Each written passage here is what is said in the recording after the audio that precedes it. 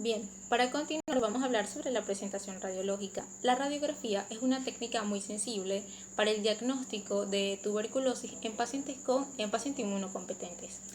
Eh, existe cierta probabilidad de que ocurran falsos negativos. En el caso de personas inmunocompetentes puede ser 1%. Sin embargo, esto aumenta en pacientes con VIH positivo del 7 al 10%. Se realiza el diagnóstico radiológico en dos ocasiones. La primera es al inicio de la enfermedad y la segunda es después de finalizar el tratamiento. Sin embargo, se puede hacer una excepción aquellas veces en el que ocurran complicaciones. Bien, en la primera imagen, en las imágenes a mi derecha, podemos observar patrones radiológicos normales. En la imagen a mi izquierda podemos observar los patrones de la tuberculosis que se suelen buscar en las radiografías de tórax. En la primera imagen podemos observar el complejo primario, complejo de Ghosn. Observamos el foco propiamente dicho en el tejido parenquimatoso y su asociación a las lesiones en ganglios linfáticos. En la segunda imagen podemos observar en la tuberculosis pulmonar primaria progresiva que la lesión se va diseminando hacia los tejidos, hacia el órgano completo. En la tercera imagen podemos observar una tuberculosis miliar. Aquí hay lesiones individuales en todo el tejido parenquimatoso, como ya había mencionado antes.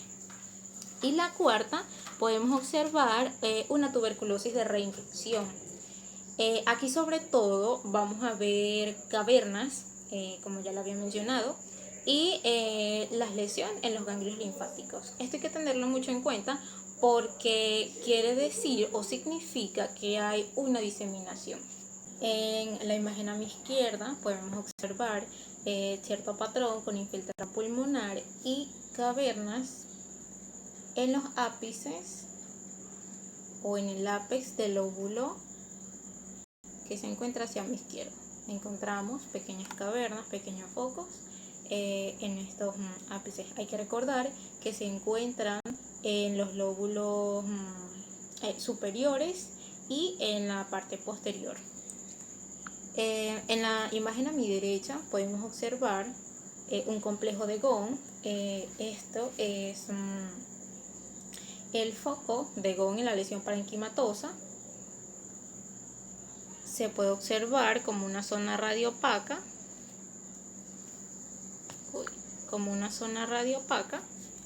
que se asocia a lesiones ganglionares.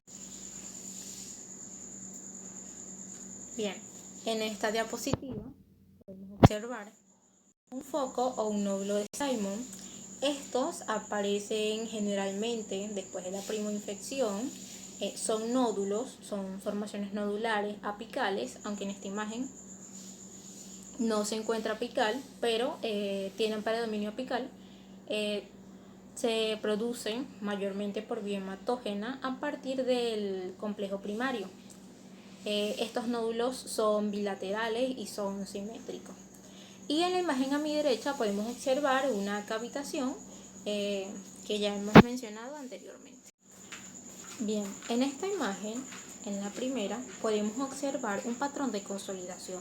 Esto se produce por la infiltración de la lesión primaria en el tejido.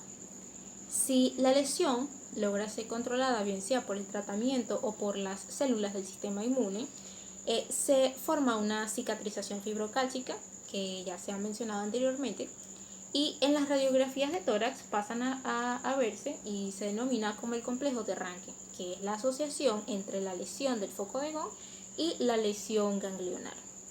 En la tercera imagen podemos observar que debido a la falla del sistema inmune se produce diseminación por vía hematógena y se observa en todo el órgano pequeñas lesiones individuales. En la cuarta imagen se produce cavitación de predominio en la tuberculosis secundaria y se debe a una diseminación broncógena. Bien. Para diferenciar estas estos patrones radiológicos de los órganos, quise colocar estas imágenes. En la primera podemos observar que existen lesiones, sobre todo en los ápices del pulmón. En la segunda imagen podemos observar